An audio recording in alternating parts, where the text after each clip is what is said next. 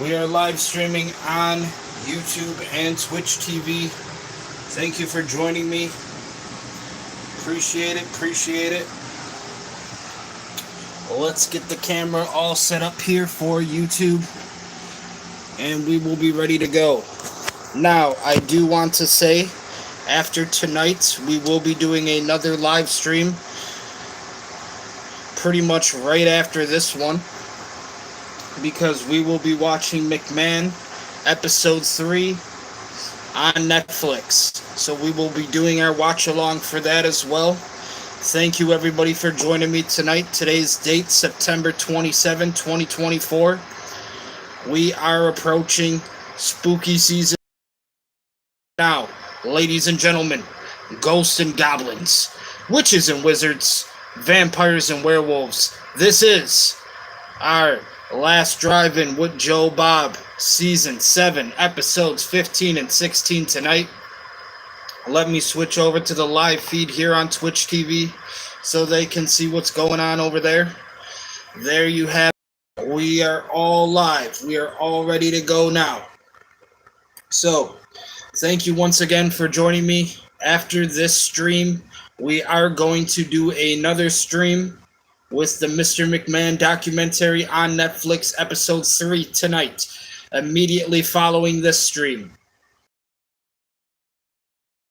Episodes on The Last Drive-In will feature episodes 15 and 16. Joe Bob is going to be starring in. He actually helped make the movie, doing some acting in there. Joe Bob doesn't like the movie Hogzilla, but we'll find out exactly tonight how much he really doesn't like it. We'll be talking about and reviewing the movie Hellbound, Hellraiser, Part 2. And then, of course, tomorrow, we most likely aren't going to do any streams in some of the college football games. Sunday, we probably also won't be streaming because the Bills are going to be playing the Baltimore Ravens. I believe it's also a night game. So we pretty much have the weekend off from streaming here. And then Monday we will be back with our grand finale of The Last Drive-In with Joe Bob, Season 7, as we will watch episodes 17, 18, and 19. A 3-episode. So, Monday night, we are going to do our final episode, our final watch-along, however you want to say it, of The Last Drive-In Season 7 with Joe Bob. And then we are pretty much all ready to go for spooky season and Libra season. Yes, ladies and gentlemen, Libra season has a birthday coming up October 18th, the day after my favorite artist, Eminem, October 17th, but my birthday is October 18th. So Libra season is here. It is upon us. And we are also getting ready for Halloween. So, in the month of October, as I've said, we are going to pretty much watch all of the Halloween specials from The Last Drive-In and Joe Bob. But we have 15 and 16 tonight, and then Monday, 17, 18, and 19. And we are still doing our Mr. McMahon tonight, episode 3. Most likely on Monday, we will do episode 4. So thank you once again for being here with me, ladies and gentlemen. I definitely appreciate all of your viewership, all of your support. And without further ado, I do realize that I have the air conditioner on as well outside, so I just wanted to block out a little bit of that noise and turn the AC on. It's cooling off a bit too, so shouldn't harm anything. We'll put the volume up here on the TV so you guys can hear Joe Bob talk.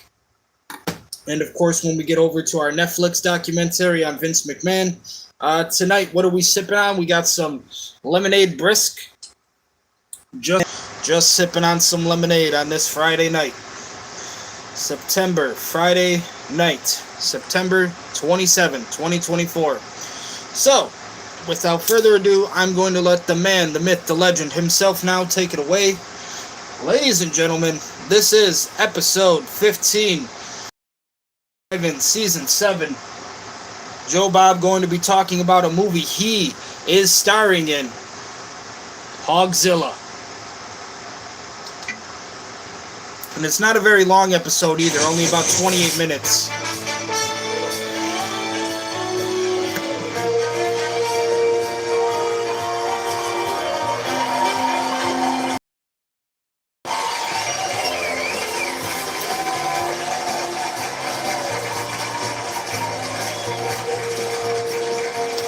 I'm Joe Bob Briggs, and in the year 2007, I was hired to star in a movie about a giant feral hog. Hogzilla! Hogzilla! Hogzilla! Hogzilla! Hogzilla! At the time, let's just start with that. I was broke. We're getting Hogzilla tonight, ladies and gentlemen. Ghosts and goblins, witches and wizards, vampires and werewolves. Joe Bob is stating that he made the movie because he was dead ass broke. Money. How do you make money when you're Joe Bob? You star in the movie Hogzilla. So the script was written by a very enthusiastic producer-director from South Florida named Diane Jacques. And she was more than willing to let me add my own little touches and flourishes to the role of an apparently deranged mountain man. Her story was based on a real monster hog that was shot and killed in 2004 on a hunting preserve in Alapaha, Georgia. Alapaha is halfway between Enigma and Willacoochee, for those of you who know your South Georgia geography. So the picture of this hog had been circulated around the world, and the official weight was given as 1,400 pounds with a length of 14 feet. Hence, Hogzilla. So the production didn't have much money, and among other things, they didn't have money for a giant hog. They did have one movable hog. It was tusky and furry and snouty, but the tracks that it moved on were extremely slow, and so instead of charging through the underbrush, it kind of puttered through the underbrush like a pet. But we worked with what we had. So the movie went into editing, and then it went into litigation, and then some people involved with it went to jail, and then it went into arguing over whose movie it was, and then there was a problem with the music they were using, and then there was the fact that 2 other Hogzilla movies were released at the same time, only to discover that the world was not clamoring for Hogzilla movies, and so the flick never was completely finished. And I was not entirely unhappy with the fact that it was not completely finished until Darcy the Mail Girl found out the movie existed. Hogzilla! Hogzilla! Hogzilla! Hogzilla! Hogzilla! Hogzilla! Hogzilla! We getting Hogzilla. So Darcy hunted down, checked out the legal situation, hired an editor, agitated all over the internet, and basically became a Hogzilla archaeologist, unearthing something that had been buried for a dozen years. Darcy! Darcy! Darcy! Darcy, the lovely mail girl. Darcy! Darcy! Round of applause for Darcy. Play for this. There are movie because I have not seen the movie. I'll be watching it in horror along with everybody else. But I would make a suggestion based on my memory of the script from all these years ago. I would recommend a drinking game. There are fat jokes and fat references and food references throughout the movie. That's my suggestion, and you will get drunk if you do this, and that's a good thing.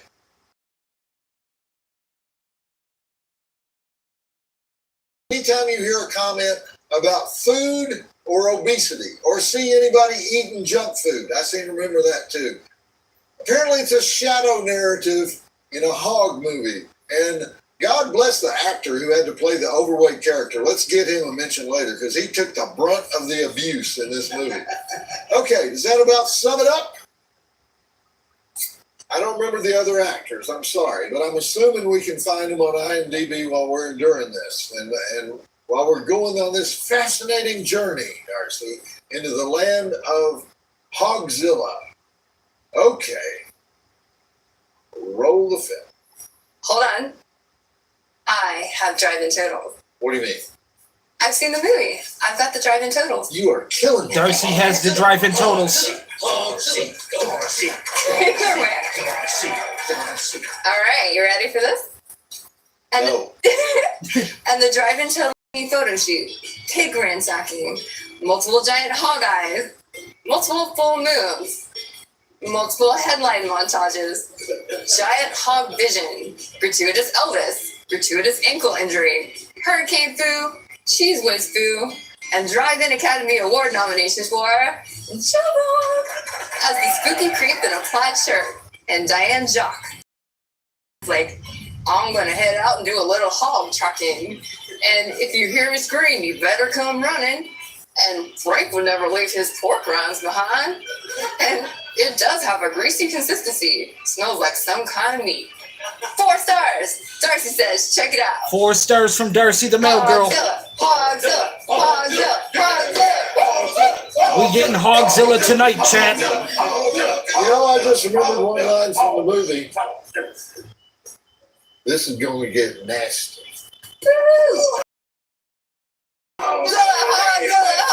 Okay, guys, the media has gone home. The media has left the building. You can stop now.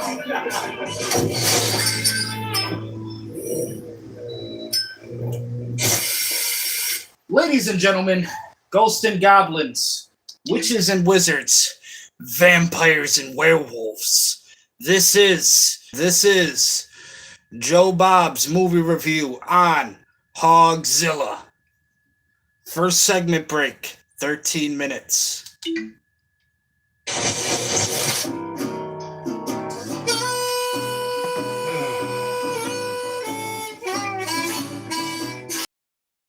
Oh my God.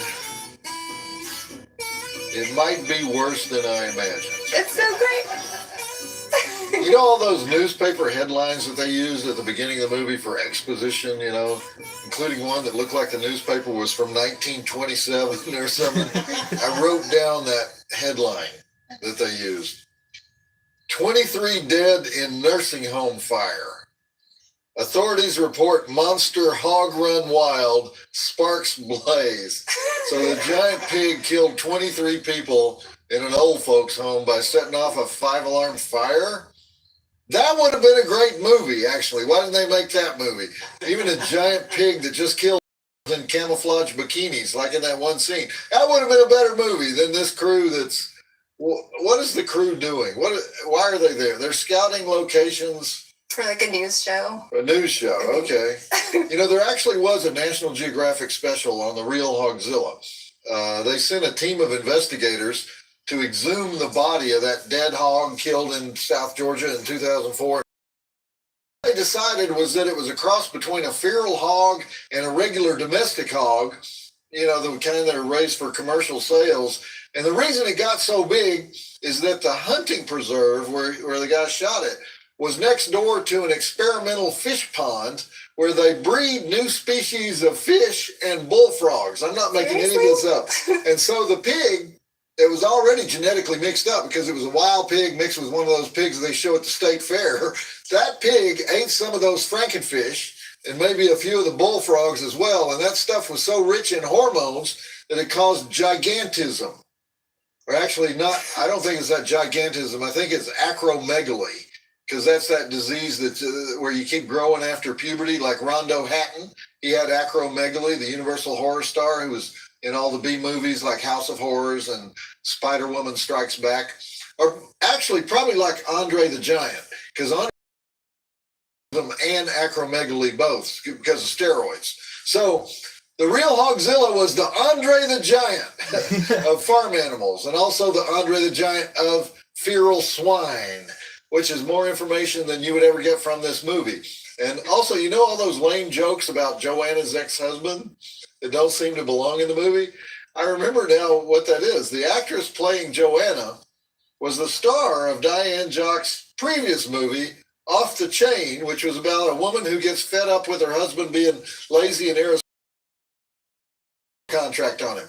So that's dialogue carrying over from a previous movie. Who does that? Diane, apparently. Do the line. What line? You know, the line about creeping things. I actually wrote that line because the one... And so I did... Clearer than that.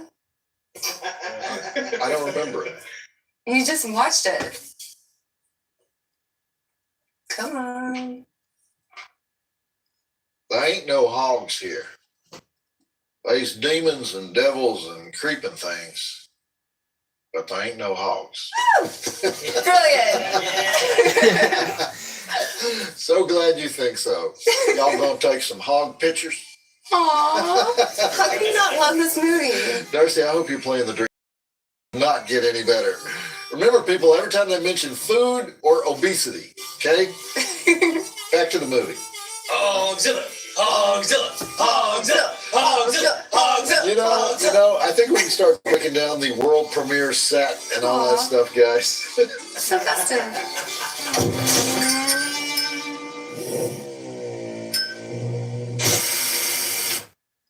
The next segment break at 26 minutes.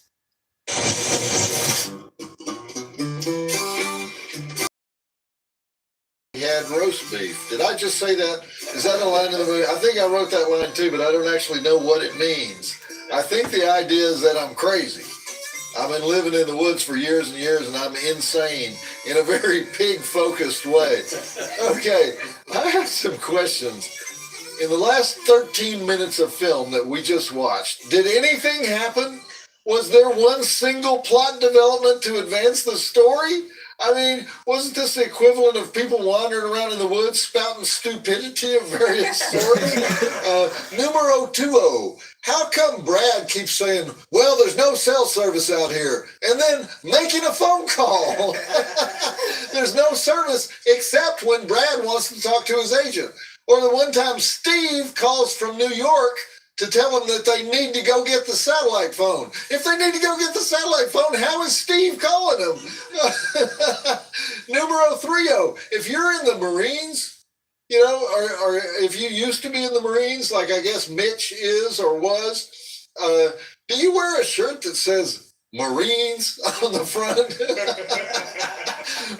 Wouldn't it say USMC or just have that eagle on top of a globe that you see on Marine tattoos? Or Semper Fi, wouldn't it say Semper Fi? I don't think the Marines sell a shirt that says Marines, you know? that was some dude in Guangzhou, China making that shirt. That's like having a shirt that says Nike in giant letters that you bought at the flea market from some gal named Wanda Jean who said, oh yeah, authentic Nike. All right, my fourth question would be, did Frank just go through a hallucinatory out-of-body experience in which he fantasized about killing every other member of the cast? Like a Z-grade Robert De Niro in Taxi Driver, and then dance around the campfire? Oh, my fifth question, did they just say there's a hurricane coming tonight? And by the way, I already said that in the first 10 minutes. There's a storm coming, you know, but their solution to the approaching hurricane is nothing. They don't care. Have any of these people ever been to Florida when there's a hurricane coming on that same night? My sixth question. Did Fat Frank say he's happier than a hog in a walla and then snort like a pig? Yeah, he did that, right? I thought so. And finally, I don't mean to spoil any movie magic, but the place this is being filmed is Wellington, Florida, which is the extremely wealthy beach where they have the polo matches. And it's in a place called Okeechobee Park that has, among other things, a BMX track in it. So we're 18 minutes from Mar-a-Lago. Uber Eats could bring us caviar at any time. You know, oh my God, how are we going to get out of this wilderness area? Okay, back to the movie. Darcy, I see that even you are speechless at this point in the movie. Only because I'm lost in the wonderfulness of the movie. Well, you're doing the drinking game though, aren't you? A little bit. I thought so. Okay.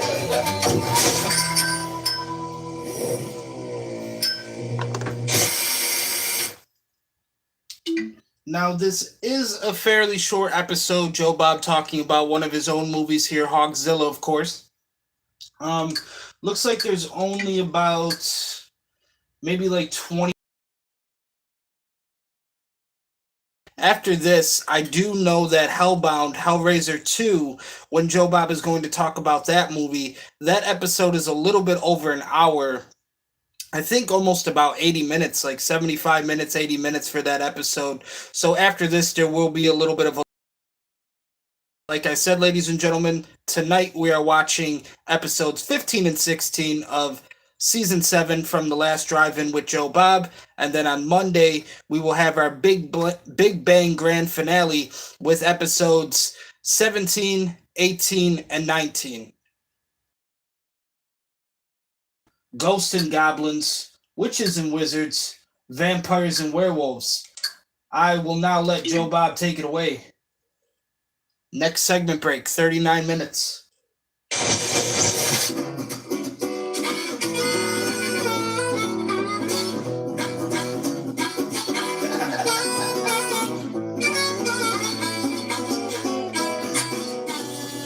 Joe Bob is just chugging down beers at this point. He's just had enough of this movie, and we're only halfway through.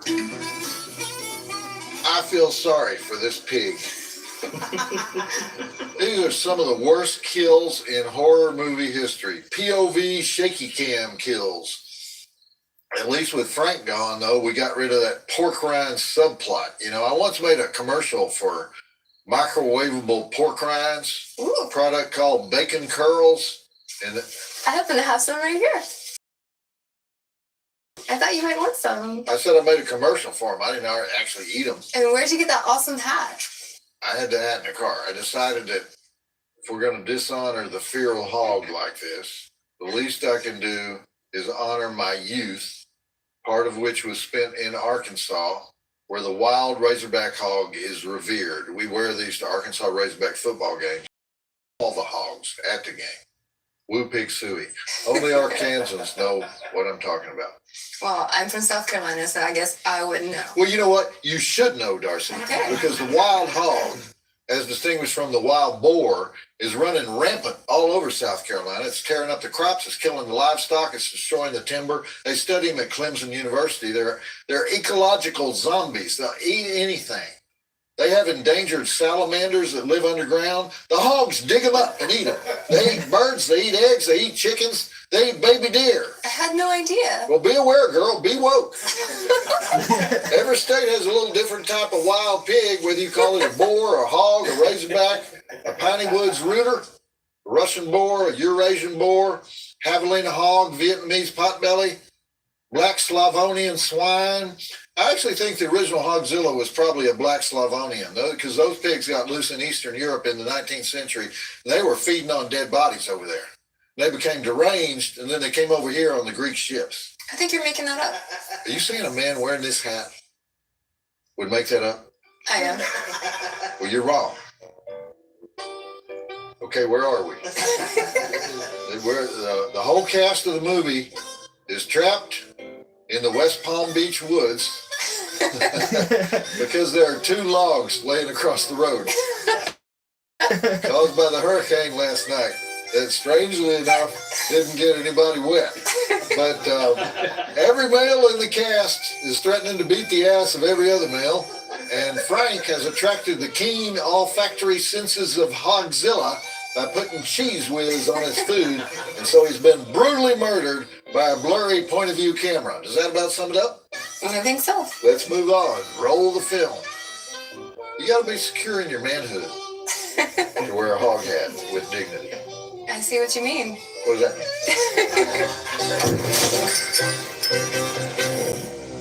mean? The next segment break for Hogzilla is at 55 minutes.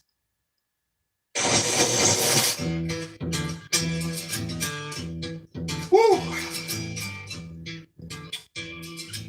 You know what you do when you don't have any money for special effects? And I don't mean just special effects for the kill. I mean, you don't have any money for special effects for the dead body. So you have a character say, "Oh God, it's that lunatic, I know it. He killed Frank and buried him." In fact, Joanna gets so hysterical that the veterinarian gives her a sedative. Now, I don't know what kind of sedative a veterinarian is authorized to carry around, but I got to think those are horse tranquilizers or something. Anyhow, we have such amazing dialogue in this movie. Something was dragged across the ground here. I pray to God it wasn't Frank. It does have a greasy consistency. Smells like some kind of meat. and we also have Brad the anchorman meeting his demise because he refuses to remove his dorky flip-flops as he's attempting to flee. But my personal favorite scene is when Joanna has that full-bore breakdown, laughing hysterically. Is that his hands are covering his face and his balls. But we don't see either one. But then she says, think, people, it's that lunatic. She always blames me for every murder. You know, who's next? You, Bill? Mitch? You? The whole cast, you know, who's next? Me? You know, so wake up, people. And Darcy, I was disturbed by your lack of information in the last segment regarding the wild pig problem in your home state. So I wanted to give out the U.S. Department of Agriculture 800 number for wild swine reporting. It's 866-487-3297. I got it memorized, but they didn't give us an acronym. You know, it's an emergency number. It should have been 800 wild pig or something. I had to figure out an acronym that would work on the USDA actual phone number. So the phone number, people, is vomit 7 days. Just dial vomit numeral 7 days, and your phone to the U.S. Department of Agricultural swine reporting number. Because if you don't call, you will be vomiting 7 days. And if you see a wild hog, report a wild hog. Can we put up that logo? I want to see that USDA logo. All right, there it is. Manage the damage, stop feral swine. And you know, Darcy, I think the narrative here is so gripping that we ought to just go all the way to the end of the movie now without stopping anymore. I think that's a good plan. All right. Who will survive and what will be left of them? Roll the movie. Do you feel guilty at all, Darcy? For what? It's funny to you, but what are the fans saying about this torture? Oh man, they're loving it. You have proof of that. I'll show you the tweets. There ain't no hogs here. I'm not gonna do that. You're deranged.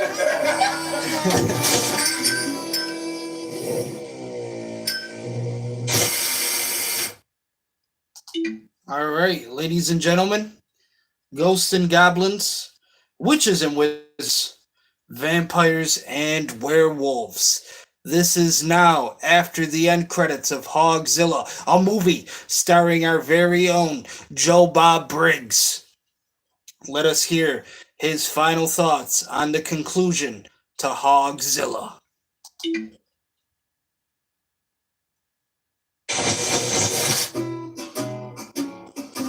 So, yeah.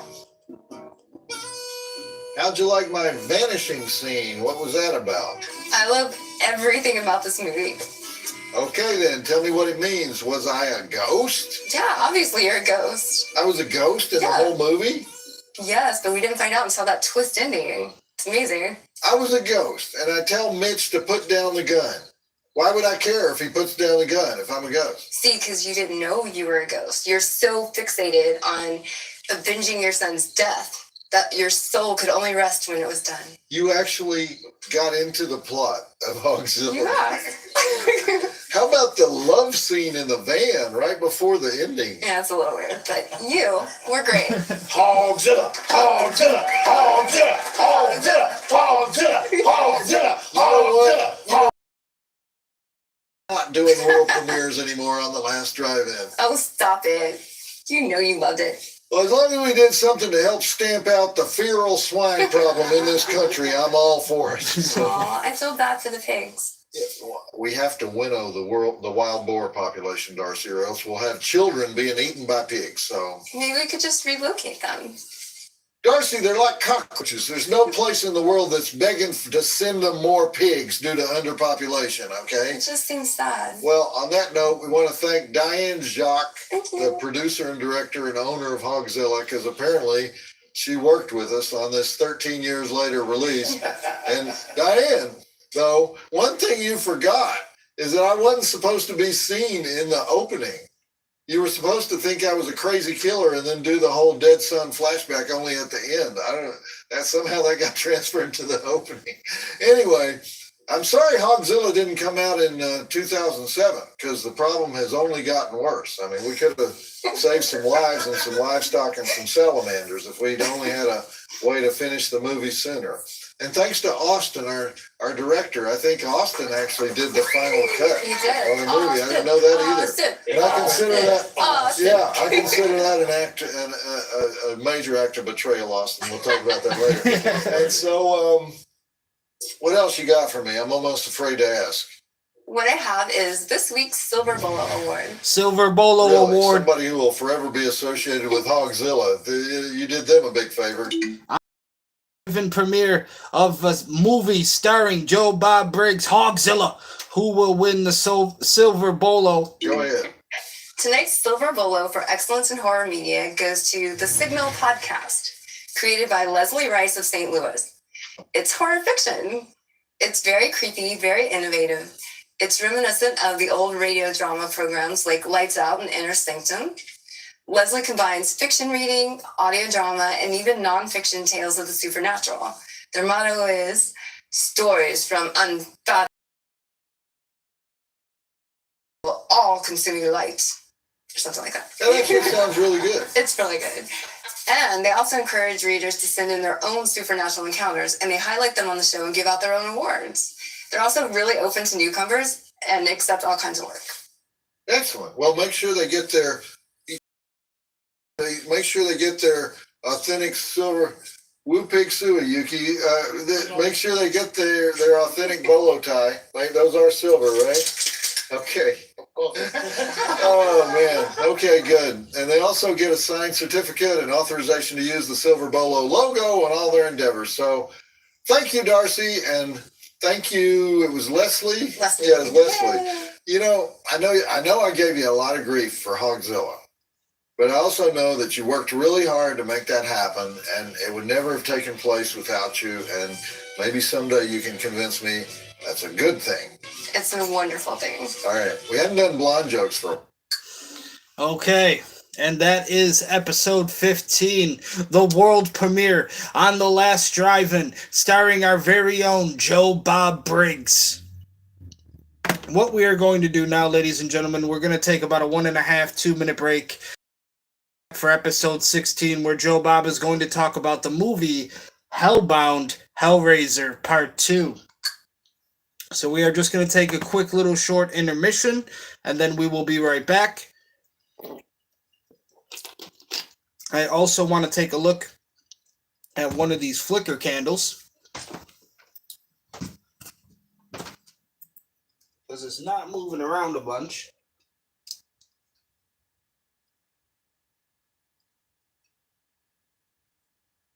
Unless that's just the way it goes. Maybe that's just the way it goes. Let me see here. All right, we're breaking rules. We do want it on for sure. Okay.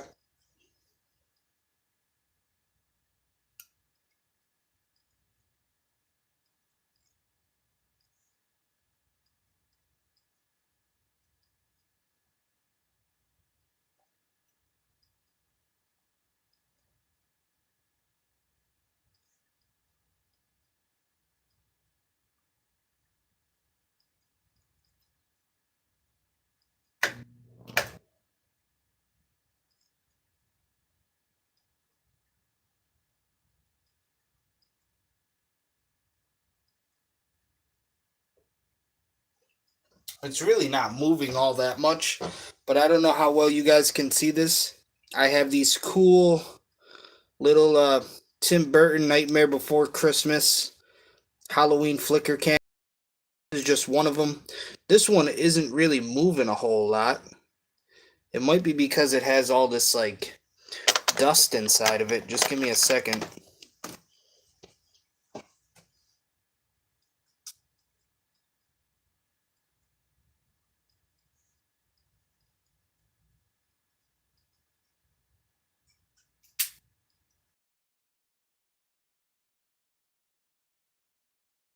Maybe if I switch it back to timer, I don't know. Okay, that one seems to be definitely working out a little bit better. So you can see, like, the flame moving. I think this is just one of them. We put that one over here. It came like 3 in a package, so I do have all 3 of the Nightmare Before Christmas flicker candles. These are just a really cool thing for the room. I couldn't find the jack-o'-lantern yet, so no jack-o'-lantern tonight, guys. But we do have our flicker candles on. Still have to find the watch batteries for the jack-o'-lantern. I believe on this one too it has Jack. Yeah, there he is. You can see him right there. So these are before Christmas little flicker candles that I used to light up the room as well. Like I said, guys, we're getting ready for spooky season now. Spooky season is here. Libra season as well. Halloween is approaching us. So we are going to take about a 1.5 little 2-minute break here, and we will be right back. Maybe you guys want to check out the outfit. We're just wearing our Joker and Harley shirt today. So there's Joker and Harley. As you can see, nothing too crazy as well. But there you go. We will be right back with our continuation of The Last Drive-In Season 7 in just a few minutes here, guys.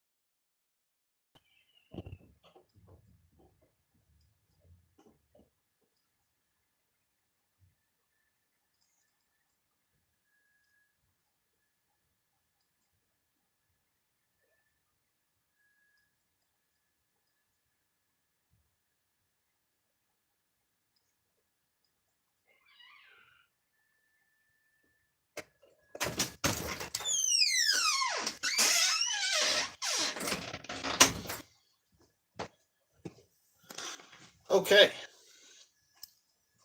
Ladies and gentlemen, ghosts and goblins, witches and wizards, vampires and werewolves, I have returned, and this is now going to be episode 16 on The Last Drive-In with Joe Bob, season 7. Joe Bob Briggs going to be talking about the movie Hellbound, Hellraiser, Part 2. And this is a little bit of a longer episode. It's about 78 minutes, so estimated like 80 minutes runtime. So this will be a little bit of a longer episode.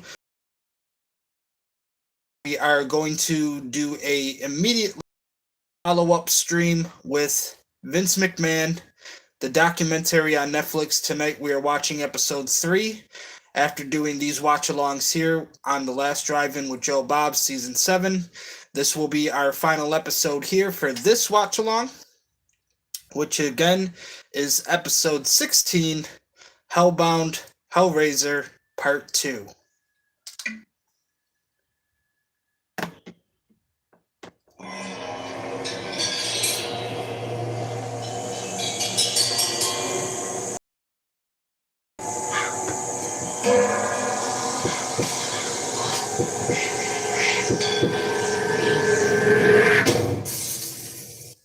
In the Boy Scouts, they teach you how to tie a one-handed bowline knot in case you get trapped on a cliff. The idea is that they lower the rope to you and you're hanging on the cliff by one hand, so you can only have one hand available for tying the rope around your waist and being helicoptered to safety. A lot of Boy Scout stuff is based on how to deal with situations in Roadrunner cartoons.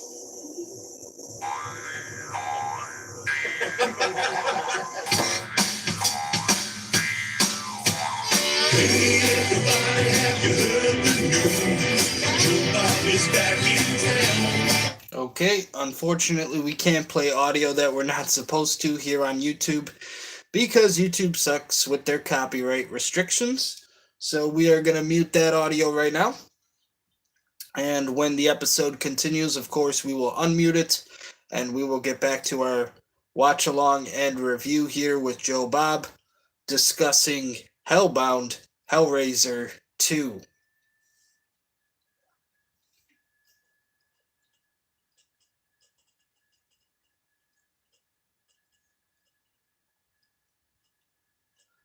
And it looks like we are ready.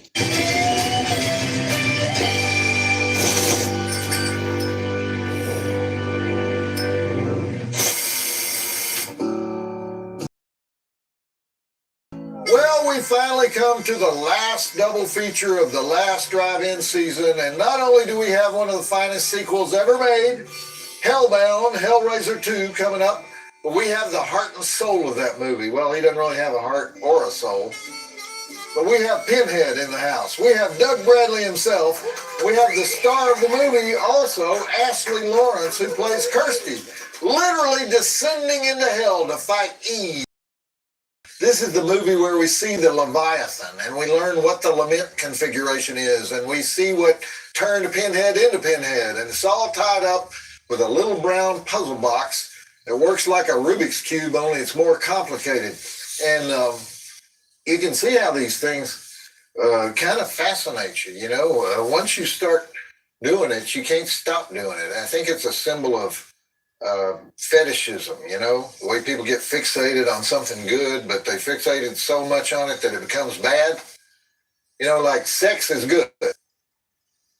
Sex with 50 people might not be good, but you might be at a place in your life where that sounds good. Hence the plot of Society, which is still one of our all-time gross outs here on The Last Drive-In. Or food is good. It's nourishing. Too much food, consuming food all the time, results in gastrointestinal horror. A Percocet can really do the trick when you have a migraine headache. Hiding Percocets in your backpack that you've purchased from a guy in a shiny leather jacket with bad teeth on 11th Avenue, probably not going to have a good ending. So that's what the puzzle box represents, in my opinion. That's the lament configuration. It's fun. You want to see where it leads, but not really. Anyway, before we get started tonight, I wanted to talk about DVDs, Blu-rays, Some of you weird beard viewers of this show even still keep your old VHS cassettes. What is that about, people? I mean, I kind of understand people who love vinyl. There's a certain quality to the music that you get from that. There's no way to argue that the picture quality on a VHS tape is better than, well, better than just about any image in any other medium at any time in history. But anyway, my point is, I know a lot of you love physical media, and you even go out and buy the movies that we show on Shudder, even though you don't have to. They're available for streaming. And even though streaming has been very, very good to me, it scares me that physical media is disappearing. And I'll tell you why. Just recently, I did a 148-minute commentary track for the movie I Spit on Your Grave, Deja Vu, which is the 40 years later sequel to the notorious rape revenge movie from the 70s. And one of the main reasons I was asked by director Mayor Zarki to do it was so that the upcoming Blu-ray release could beat back the haters, because critics don't like Mayor Zarki. They didn't like him in 1979, and they don't like him now. Distributors don't like Mayor Zarki. They wouldn't give him a deal in 1979, and they won't give him a deal now. A major studio backed out of an agreement last year, citing, quote, the cultural environment. Feminists don't like Mayor Zarki. They called him a misogynist when I Spit on Your Grave first came out, and the film has been the subject of impassioned debate in women's studies classes and film departments ever since then. Fortunately, there was an exploitation marketer named Jerry Gross who took Mayer's original film, which was called Day of the Woman, retitled it, platformed it through a system of sub-distributors, and fought the various protesters in every city, including Chicago, where Gene Siskel and Roger Ebert stood out in front of theaters and told people not to go in. That was followed by a video release that allowed people all over the world to see the movie that was often banned in the very city where they watched the movie. So one of the most liberating developments in the history of free expression was the invention of VHS. Well, today all those sub-distributors are gone. Today VHS is a hipster hobby at best. Piece of metal crap in your garage, probably. The chances of I Spit on Your Grave, Deja Vu getting into a mainstream movie theater impossible. Fortunately, there's a device called the Blu-ray player that allows anybody in the world to order a physical copy online and watch it the next day. The Blu-ray player, in other words, is the Jerry Gross of our day. It's our defense against a world of judgmental overlords who would very happily make Mayor Zarki's film disappear. And pretty soon now, we won't have that protection anymore. Samsung announced that they will no longer manufacture 1080p or 4K Blu-ray players. These are state-of-the-art devices, the absolute best digital image quality ever achieved, but they showed up too late. As we know from the early days of video players, people don't care about image quality. If people cared about image quality, would still be in business, because film images have been getting progressively worse since the late 1930s. People care about convenience and price. So we're not quite at the end of physical media, because Sony and Panasonic will probably show record sales this year because their biggest competitors just left the field.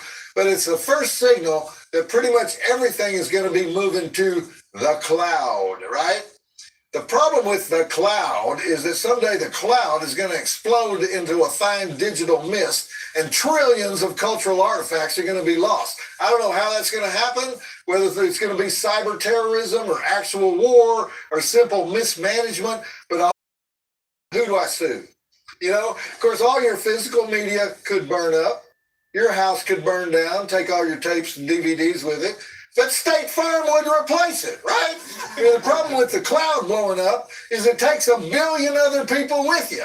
But that's not even the worst result of moving away from physical media. The worst result is that controversial movies and TV shows and music, especially under the radar media like I Spit on Your Grave, that stuff will simply not be there anymore. They will be censored into a digital void. And we won't even notice it's happening. Take it from a person who has dealt with censors his whole life. They're not anything like the stereotype. The stereotype of the censor is Anthony Comstock, head of the New York Society for the Suppression of Vice, upholding Victorian morality. The stereotype is Thomas Bowdler, the English doctor who took dedicated dedicating herself to saving the youth of America by getting rid of rap music. I've only encountered one opponent like this, the Reverend Donald Wildman of Tupelo, Mississippi, a family values advocate who devoted himself to ridding the world of pornography in all its forms, including high school sex comedies and horror films. Now, the Reverend, he was because his position was so pure. He really did think movies could turn ordinary people into rapists and killers. But these aren't real censors. These are crusaders. They eventually collapse under the weight of their own self-righteousness. The real censors are the people who say, let's just stay away from that topic. You know, they're the retiring types. They wear gray cardigans and sensible shoes. They're middle managers at Disney. They're creative executives at Fox. They're lawyers at CBS. Their solution to any controversy is cancel the show, pull the film out of distribution, cut off the licensing. You know, Amos and Andy, for example, that's one of the most influential radio and television series ever produced. It's the model for The Honeymooners, Sanford and Son, All in the Family, many other bro series. But it hadn't been widely seen since 1966 because CBS took it out of distribution and refused to license it. Its crime? Racist stereotypes. If you hadn't seen the slasher film Clown House, you probably never will unless you own the really hard to find DVD. Its crime? The director was a convicted child molester. Don't watch the Sign My Dick scene from Victor Crowley on Amazon Prime because they took out the money shot. Its crime? Showing a dick. Notice that these are all crimes of omission. They just make the film or the scene or the entire series unavailable. And these are the people who own the cloud. These are the people who run streaming. Once the DVD players are gone and once the Blu-ray players are gone, all we'll have left is faceless bureaucrats who are periodically cleansing their library of inconvenient titles. And they won't care about right or wrong, justice or injustice, questions like, has enough time passed to start running the Cosby Show again? And the little companies like Something Weird Video, you know, knocking at the doors of the big streaming services, you know, no, sir, I don't think our company needs to be renting Bigfoot Gets Laid at the current time. We're doing just fine with Transformers 12. So it'll be censorship of the minority by the majority. It'll be silent. It'll be legal. You won't even notice it until the day you find out that there's a movie called Cannibal Holocaust, but you can't watch an animal rights group so they can make sure it's never seen again. Vladimir Putin will love it. Xi Jinping will love it. All you have to do is find the corrupting media influence wherever it resides in the cloud, push one button, and voila, it's gone. So much better than when they had those pesky home video devices, right? In those days, we couldn't even be sure of what they were watching. Media is better when it keeps track of the watcher. Media is just know what to feed you and knows when to starve you. And speaking of cruel overlords, it's time for the return of the devil sex mushhead goo-eyed Cenobite people trying to crowbar themselves into the life of innocent little Kirsty. The sequel picks up just a few hours after the first movie when Kirsty wakes up in a psycho ward trying to explain to nice Dr. Chenard just exactly how it was that her stepmother Julia skinned her daddy alive so she could use the skin on evil Uncle Frank so they could have monster sex together in the attic and hit traveling salesmen over the head with a hammer so they'd have plenty of blood for Frank to drink. Pretty soon, Dr. Chenard gets turned on and he moves the bloody mattress where he chains up zombie maniac mental patients for the fun of it and does brain research. And you can just imagine what's coming next. Julia is inside that mattress and she needs a little liquid refreshment. Dr. Chenard takes a little deaf-mute blonde girl and teaches her to solve the puzzle boxes from the first movie. And when you twist them, oh, look, I did it. You get zapped into hell.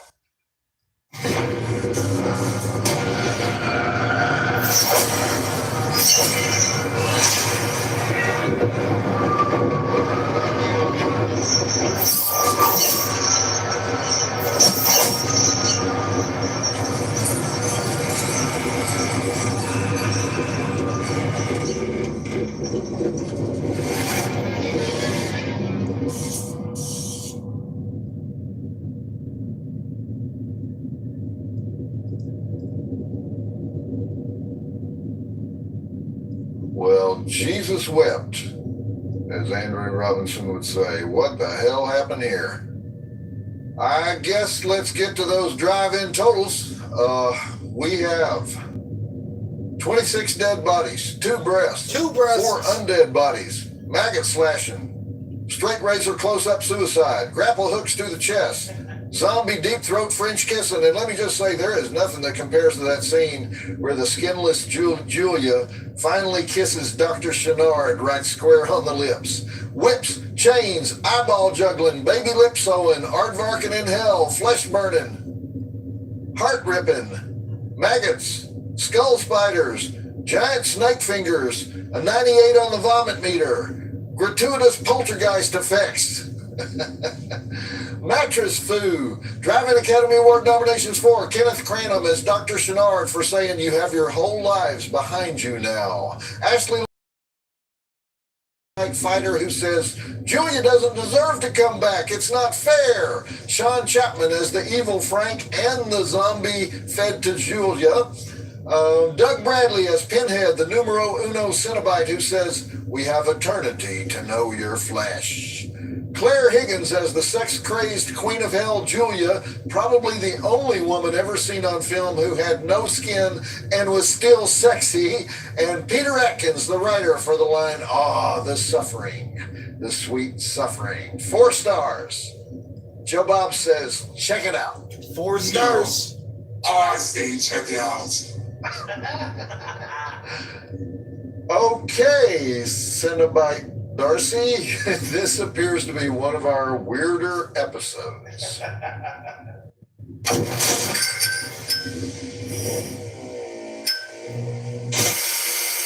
The first segment break for Hellraiser 2 at 26 minutes.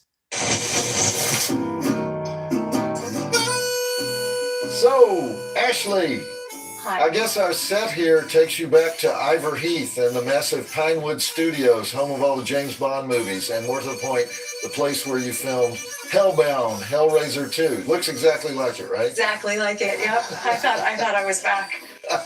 We're here with Ashley Lawrence. And Ashley, you are crazy when this movie starts. Are you? Wait, let me ask you. Are you crazy, or they just think you're crazy, or is Chenard pretending that you're crazy so everyone else will think you're crazy, but so he can mine you for information about the lament configuration? Which one? Followed that. I think all of them. And I think that level of trauma, it would kind of make sense to want to break anything and try to get your point across, and it's cheaper than therapy. Did you get any instruction from the director, like you're crazy or you're not crazy? Or No, I think they kind of knew that like I just would go there. Yeah? Yeah. You just went to crazy on your own? Yeah. Okay. 30 years ago, Like, you did this movie, and you still look like the fresh-faced teenager, who got cast by Clive Barker as Kirsty in your very first movie role. It makes me think you made a deal with Pinhead or something. oh, I have. Can I show this? What? Oh, Yeah, we. Oh my God. I can get Okay. you out of it if you get in trouble. Is this one of the ones? Oh, I'm not touching this thing. Is this one of the ones from the movie? That's great. Okay, thanks for bringing that. But your career is just all over the lot. You worked for the Hallmark Channel I did. on the Gentle Ben movies. Yeah. Yeah. You made a lot of indie B movies. I mean, you made some TV movies. D movies, C movies too. C movies, Yeah. D movies. Oh yeah. You're the girl in the Slipknot music video for Snuff. Yeah. You were in Savate. Oh God. Yeah. No, I love Savate. The kickboxing You don't western? like Savate? I love Savate because it stars Olivier Gruner. Is that how you say his name? You don't know? No. Olivier Gruner, the only French kickboxing star. Oh And yeah. he's trying to save the farmers, but the evil developers hire Mark Singer to kick Olivier's ass. And you're the love interest. I am. Yeah. You're always the love interest, right? Oftentimes I am. Yeah. No, that we were fighting to keep our land, and Arlie Ermy was coming to like make our life hell, and we went. The movie itself, I thought, had problems. You know? Really? No, Yeah. I like it. I like it. And I usually don't like anything French, but I like Olivier Gruner. You were Tom Sizemore's wife Oh, yeah. in Red. Yeah. You were opposite Michael Pare Yes. in Triple Cross. Do you research? You Yeah. know Triple Cross? Yeah. You know, like you Oh, like no, Triple it's Cross. okay. Sure. You did Lurking Fear. I did. With Jeffrey Combs. You were the love interest of the Geico Lizard. I was. That was one of my favorite jobs ever. Ever. We got married in You one did? of the, in one of the scenes we got married. They ended up not using that. But for 3 days, I was in love with a little lizard. And of course, he wasn't there, but they did have a fake green lizard-ish. I wondered how they did that. I was you know, still I loving wondered if it was miniature blue screen or they had little plastic hands Yeah. that they would put on the map box. And so when I would spin around and look lovingly at him. What I remember is you sort of flying down the beach with your hair blowing and everything. That was one take. That was our first take. They put breadcrumbs everywhere, and all the seagulls came. And then I ran. They put him in my sight, and I held his little hand. And then they took the hand away, and I had to just keep with that. And so, but you were into it. You were really in love with the Geico It was Lizard. one of my favorite jobs We I've could ever see it had. on your face. It had to be gratifying. And you were the Coors Light beer man. I was, yes. So impressive. Well, right now you're the protagonist of one of the few sequels that some fans think is better than the original. Some fans. Yeah. I would say most fans think Hellraiser is a little bit better, but Right. Hellraiser 2 has its followers. And you have the interesting thing about your role. I mean, you carry this movie because you have not one, not two, but 4 antagonists who are trying to destroy you in this movie. Would you agree with that? I would Because agree. it's Julia, Pinhead, Frank, and Chenard, right? And you had scenes with all of them, and they're all trying to destroy you. Yeah. That had to be. Was that emotionally weird? Well, I had sort of been primed by the first one, so I already knew that space to inhabit. So I knew where I was coming from with it. So it wasn't going to get worse. I'd already lost my dad, so I was trying to get him. I already knew Julie was a bitch. The whole thing.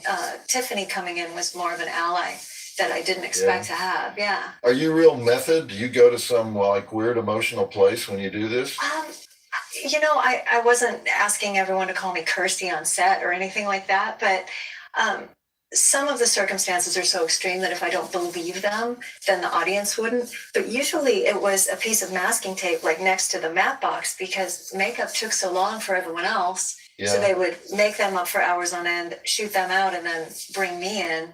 So I was acting to a piece of tape. So I had something in my head. Oh, okay. Yeah. So do you know what they look like when you're doing that scene? Yeah. But it's Doug, So, and I think the Cenobites are beautiful. They're that beautiful amalgam of flesh and armor and transcendence of something like bigger than what's here. Yeah. And they're literally sewn together. Well, we're going to talk about your art career in a minute, but I can see how you would think that the Cenobites are beautiful. I do. Were they good to you on the movie, though? If you had to go to those strange emotional places, were they sweet supportive? To me? Oh, yeah. Of course, they're all really lovely people. That's why we're still friends. Okay. All right. Well, let's get back to the literal raving lunatics in Hellbound Laser 2. Roll the movie. I don't know if you've ever been, I don't know if when you were doing your research, if you've ever been to a maximum security mental facility, but not often. Not often. Hey, when that happens. I've been to 2 fairly terrifying ones where you can hear the wails of the inmates out on the grounds.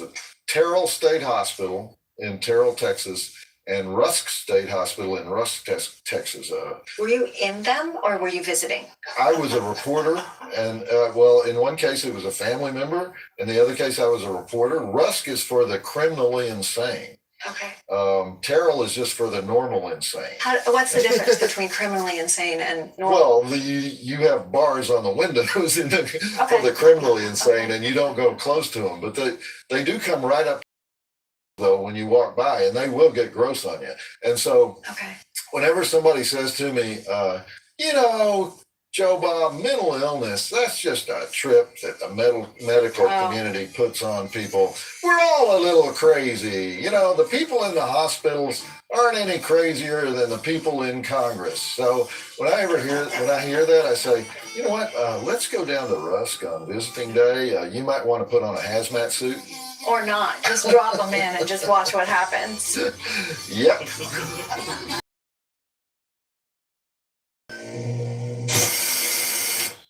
Next segment break at 42 minutes. And so Julia returns after what may be the most disgusting kiss in the history of cinema. Were you there for any of that? When they did the kiss? I wasn't there for the kiss. I was there for some of the birthing. Yeah. And I was there when Chenard brings him in and he slices himself. Oh, God. You know, what? The special effects in this movie, well, first of all, they're much more elaborate than the first movie, much more grisly. And at this point in the movie, we haven't even gone to hell yet. You know, we're still in this dimension. So, but this must have been a massive operation. It was no pun intended. It was a big operation, but the fellow cutting, he actually castrated himself in the tape. Oh, I heard that. And everyone had this reaction. All the men were just like, because they didn't warn anybody, and you could hear a pin drop. And I think good decision not to use that in the final cut. Well, because no pun intended. Yes, because that's all. And there was so much more going on, and the pain that character was in. Yeah, that's really hard to watch. And that vicious move of just handing him the straight edge and walking away. There's a lot in these movies that's hard to watch, but that's good. Yeah. I mean, you're the only person in the movie with pure motives. Yeah. You know, you have to go get your father out of hell. Right. But Andrew Robinson, your father, is not here. It seems like he ought to be here in this movie. What's the story on that? I don't know the backstory of that. I think character-wise, he didn't. Well, his identity was taken. Someone took his skin, so I think he just died.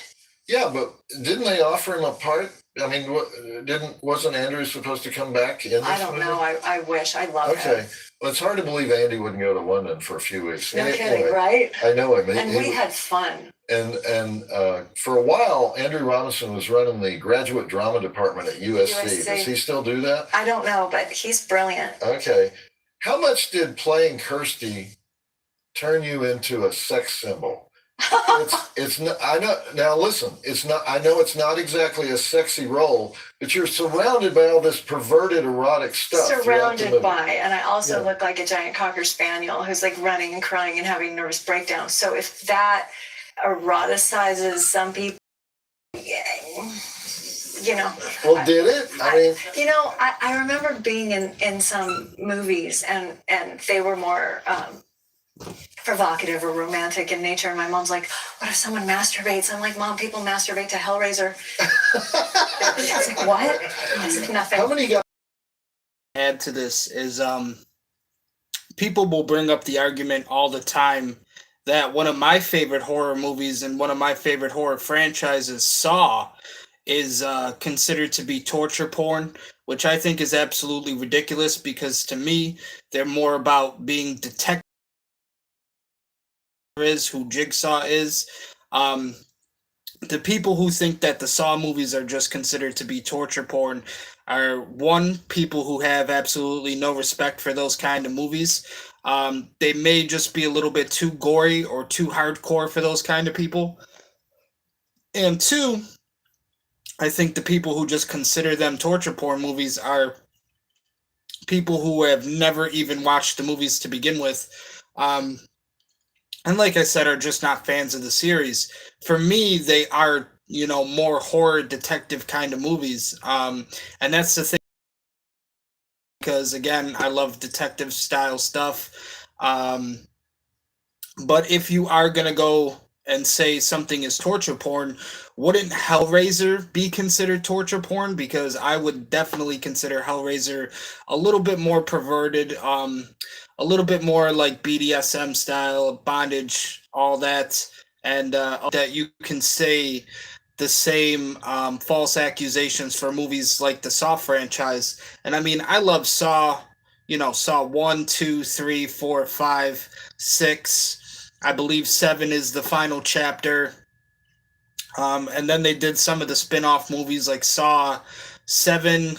I think there's even like a Saw 8, 9, Saw 3D, shit like that. Um, but even like something like the spin-off, which I have the poster over there on my wall. The Spiral movie I thought was really good with Chris Rock. So even the spin-off movies I've definitely come to appreciate in the Saw franchise. It's one of my favorite franchises. A really great job when it comes to like those hardcore gory movies. And also to me, like I said, they're more detective movies than anything that people would consider to be torture porn. If you think that movies in horror are torture porn, wouldn't we be talking about Hellraiser and the Hellraiser series? Honestly, I mean, and Hellraiser is a. I think you would have to say that Hellraiser is considered to be more torture porn than anything that the Jigsaw series or the Saw series have ever done.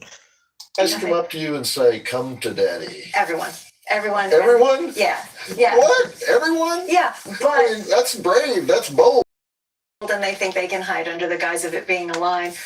But, it's not my first rodeo, and I'm tougher than I look, and you see how the movies end. I do okay. Okay, all right. This movie starts just moments after the end of the first movie. And so you just burned the house down. I did. But then the police are questioning you. But where's your boyfriend? The boyfriend stuck with you through the whole first movie. And then what'd you do? Just ditch him for Dr. Kyle or whoever that is? That was weird for me because in the first film, he was written as far more helpful.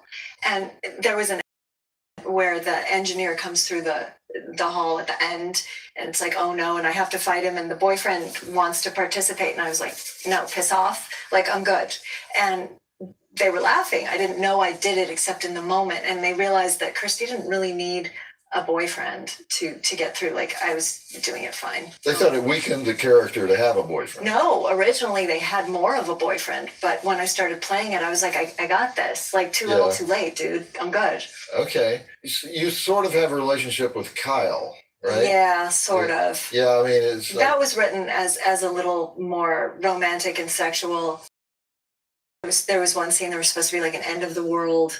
Oh, what do we do? Of course we make out scene. And that just didn't work. Yeah. No. Yeah. That's a good actor, though. William Hope. Oh, he's a wonderful actor. Played that character. Well-known theater actor. So, Ashley, did you become you had two, pretty well-known roles right in a row. Did you become like a red carpet celebrity in LA after these two movies? No. I realize it was New World, but still. Pedigree it does now. There, it sort of went A-list films, B-list films, television, nighttime, daytime, Really? horror films. Yeah. Horror films were that discredited? They were their own genre, and they were looked at in a very specific way. There could be a good horror film. It's like when people say you look great for your age. There was always the caveat, like, oh, it's a great film for a horror film. But these were Clive Barker. They were fairly large budget for horror. Yeah. New World Pictures, though, kind of went downhill quickly after this movie. And actually, Tony Randall, the director, was an executive at New World, and this is the first time I've ever heard of someone moving from salaried production executive To director? directly to the director's chair. But apparently that's what they did. I know Tony Randall for two other horror movies, Amityville 1992 and Ticks. Now, I love Ticks. It's so kind of silly, but I love Ticks. He also wrote Grunt, the wrestling movie. Wow. And you and Tony become buddies at all? No. Okay. And all the time you were being a glamorous LA movie star. Oh yeah, that's me. You were also establishing yourself as an artist. And you do really surreal artwork. Works that I think Pinhead and the Cenobites would appreciate your art. Clive and I weirdness. used to draw on the walls. Really? of the You film. drew things with Clive? On the walls, in between setups for Hellraiser. Yeah. Yeah. We have sort of a natural fluidity creatively. I'm And sure so- you do, because you both go to some really strange places Yeah. when you work that way. I have some here. Okay. See, this is crazy for me. Like this one. Oh, What is this about? I did that actually with crayon from CVS and some Crayon kids from poster CVS? paint. Okay. Yeah, it's big. She's like 5 feet. What were you going for with this one? This is crazy. Oh, cat head on a stick. Cat head on a stick? Yeah. Is that the name of it? Mm-hmm. Okay. I just thought that I made myself a friend. I'm an only child, Yeah. and so a lot of times I would be by You myself. made yourself a friend and it was a cat head on a stick? Yes. You only wanted the head? No, there were little paws, and it's happy. I feel like I got to go rescue Ernie now. No, Ernie's happy. See, Okay. we're all safe here. What were you going for on this one? Oh, that. Do you know Jumbo's Clown Room in Los Yeah, Angeles? Jumbo's Clown Room. It's a A strip club, right? Yeah. Did that. You went to Jumbo's Clown Room, I love Jumbo's Clown Room. and then when you went home, this is what you thought the strippers looked like? Well, they don't look like Jumbo's that, Clown Room? but But this was what your hallucinatory yeah. interpretation of almost what's life going size. on in Jumbo's Clown Room? Uh-huh. Okay. Very interesting. Very interesting. But you don't, do you have gallery shows or? I don't. I was the weird kid that stayed in during recess, and drawing and painting was sort of like a place of safety for me, and I was very, very shy. Yeah. So I learned early on that if I drew, people would come around. And so that was kind of a social That's your lubricant for me. social Yeah. magnet. Yeah. Yeah. All right. Well, I'll see you in hell, Ashley, because that's where we're headed right now as we roll the film. And is it wrong to ask the artist what the theme of your? I don't think so. Some artists don't like you to say, "What is the theme of your painting?" Well, I don't always The know what it painting is. speaks for itself. It Yeah. doesn't speak for itself, and I think it's up to everyone's subjective interpretation. But Do you title your paintings? usually not. No. No. Well, cat head on a stick. They're very derivative. You know. Okay. If you painted one called "Come to Daddy," it wouldn't matter what was in the painting. Somebody would pay you $9 million. That's really for a that good painting. idea. That's fascinating. I'm going to just because you said that now.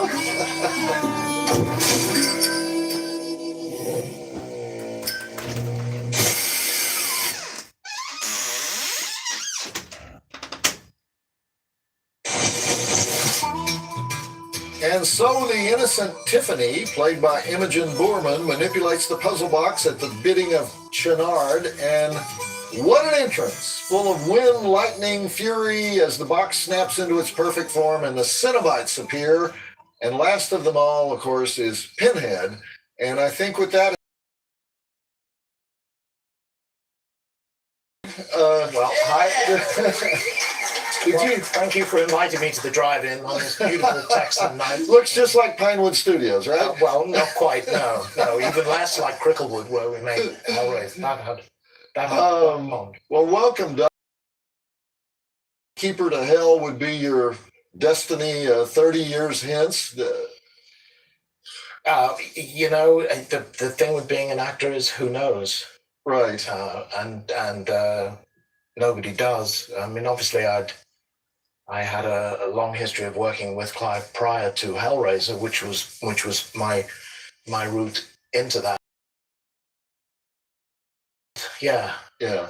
And I say Gatekeeper to Hell, but that's kind of selling Pinhead short. What is Pinhead in your mind? I have no idea. Really? I don't know. And It is mysterious. It is, and I've left it there. I've never tried to completely answer that for myself. I mean, approaching doing Hellraiser, which was my first movie, I did have a kind of, the shorthand in my head, which was, I'm going to play the monster in a horror film, which is cool. So I was a fan of horror movies as a teenager before I knew I was going to be an actor. But then reading the screenplay, talking to Clive, and certainly as the movie progressed, Pinhead is not the monster in the film. Julia and Frank are the monsters in Hellraiser, and Julia and Channard are the monsters in Hellbound. Pinhead, I saw. He's a curious onlooker. I think he's a judge, but he's not a judge. Call him an but he's not a enabler? judgmental judge. I don't think he's an enabler. No. Okay. I think people do their own enabling. The thing with him is, I mean, he belongs in a period of horror where to reach him, That's true. You have to become aware of the lament configuration. You have to find one.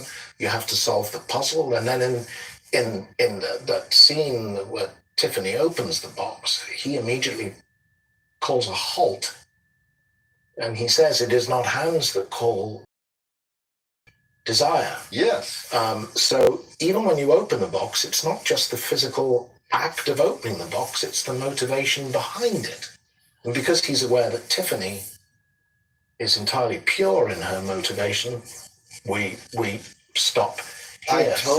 I totally agree with you, but also isn't everything that you just said what Satan would say? Because I didn't bring them to me; they came to me on their own. Well, yeah, I think the same mind trick. The old thing that every word the devil tells you is a lie. Yes. Now, if the devil tells you everything I say is a lie, then that's a lie. In which case, everything he tells you is the truth.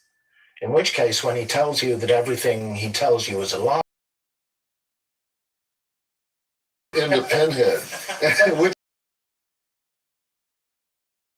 referenced in my head, I've never referenced Satan, and I think it's an important distinction from with the Hellraiser. the other true monster. There's never, but in Hellraiser and Hellbound, there's never any mention of the devil. And although in Hellbound slightly more we establish hell as a location, there's nothing, I think, to suggest that the hell that Clive has envisioned is the hell of the Christian. It is some kind of religious world. Straightforward. It's a religiously perverted world, and it's a world of the religiously perverse and the pervertedly religious, I think. Yeah, which would be hell. Maybe. I'm not sure I believe in it. I know I don't believe in it. I think Clive does.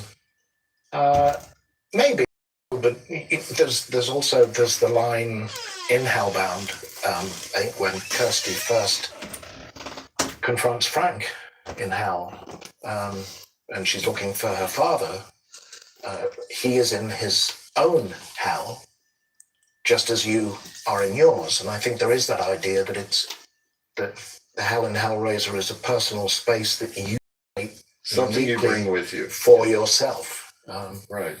Which is what Pinhead's always interested in. He's interested in the dark, dirty corners of people's hearts and heads, the bits they don't want to admit, even to themselves. I think those are the bits that Pinhead wants to dig around in. Well, you guys pretty much stole the word Cenobite from the Catholic Church. Cenobite in its proper form anymore. So that makes an association in people's mind. And I know you're an old friend of Clive Barker, and you became Pinhead in sort of a casual way, right? When he was making the first film? Well, as I say, we were at high school together in Liverpool back in the late 60s. And I got to be in the school play. That was where I first got to know him. So we've known each other now for, 50 years more than. Did Clive Barker write the school play? Not the school play, but he was writing, directing, starring in, and hand drawing the posters for his own play. So it was a long history. When we had moved down to London, we had our own theatre company, which had come to an end a few years before Hellraiser happened, and he just asked me to play the role. Do you still occasionally put on the makeup? I know for a while you weren't putting on the makeup. It's not a thing I habitually do on a Saturday night. I wouldn't imagine. I mean, how many hours does it take? I mean, I assume it takes several hours. It generally took about three or 4 hours. The last time that I had the makeup on was a few years ago. I did a kind of fan experience thing for photo ops at a convention in Arizona. We built a whole Hellraiser set, excuse me, and brought people into the room when they were left standing in darkness with chains and the blue light. And that had to be the greatest photo op ever. And then at a horror convention, I emerged, and that was fun. That was fun. Okay. Yeah, that was the last time. Well, this is the first movie where we start to get some Pinhead backstory. We get a little bit. And from what I understood, a lot of the fans didn't like that. They liked it better when you were mysterious and supernatural and you came from nowhere. Have you found that to be the case? I haven't. No. Okay. Well, there are some things on the internet. Maybe they're just being too nice. I liked it better in the first movie. Right. Well, I think it's an interesting point because in at the end of Hellraiser, I mean, these creatures appear in the hospital with Kirsty, and they announce themselves. We're Cenobites. Okay. And that's what exactly? Well, we're angels to some, we're demons to others, and we're explorers in the further regions of experience. They tell you a lot about themselves without telling you anything about themselves. So at the end of the movie, you're really none the wiser as to who the hell these things are. That makes them powerful. That makes them mysterious. That makes them dangerous. That makes them frightening. The things we can't explain and we can't put labels on are always the scariest things. Inevitably, once you move into sequel territory, that process is going to kick in, that you have to start talking a bit more about the backstory, which was created very briefly at the beginning of Hellbound. Well, I know that you've met a lot of guys. I see your long lines at the convention. Why do you think people identify with Pinhead? Well, I think to some extent for the reasons that we've been talking about, that that he is mysterious, he is inscrutable.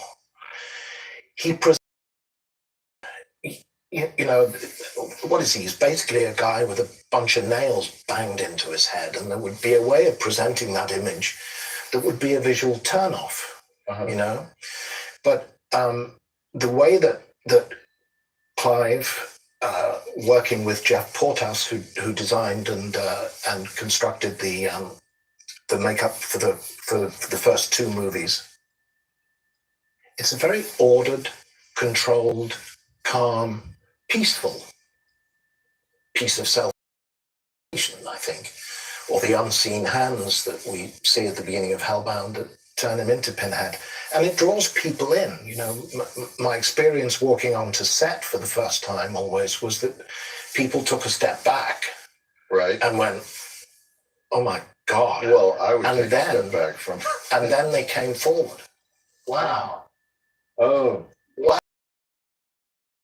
People away, and then it draws people into the image. And that's exactly what the story is about. He's a tabula rasa as well. I think people can and they do put a lot of themselves into what they think Pinhead is. Okay, well, we are going to actual hell now. They recreate in the bowels of Pinewood Studios. Very impressive hell. So let's get back to the movie. And you mentioned this before, but of all the horror villains, you're the most complex, or I won't use the word villain, but of all the horror antagonists, you're the most complex. Jason, kills teenagers having sex. Michael Myers kills babysitters. Freddy Krueger kills high school students when they... So you don't really kill anybody. You bargain with them, but you direct them.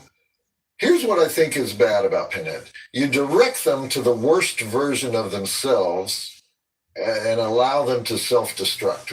Would you say that, Mike? he in Hellraiser 3, it's Pete Atkins' screenplay again, he uses that line, if you have a quality, let it define you. Okay, well, And I think that's most people have a good and a bad quality. Yes. You direct them to the bad quality, Absolutely. so you're a bad person. Yes, but it's their quality. You're a bad demon. I'm not making them do it. Or not a bad demon. You're a bad angel. I did wipe out an entire nightclub Oh, that's in right. Hellraiser 3 as well. Okay, I always like to remind Kane Hodder of that because he likes to call Pinhead a wimp. You know, 'cause- really? Okay. well, he does the macho killing, so I always just throw That's the nightclub because you into seem the like equation. such a nice guy. Hey, how little you know me. The next segment break for Hellraiser 2 is at 1 hour, 5 minutes. Okay, this is a once-in-a-lifetime opportunity for me to ask the question, what the hell just happened in this movie? Of the two people who should know more than anyone what happened, but before you answer, what I'm going to do is, I always have questions about these plots, about these Clyde Barker plots. So you tell me, I'm going to give you a description of what I think happened in the movie. You can interrupt me at any time and correct me, okay? All right. Julia and Chenard descend into hell together. No, No? no. No? What happened? Well, I think they're sort of in their own personal hell, like he had spoken about before. They've created their own hell, and I don't think they're particularly together. She has. Well, they just had a hellacious kiss.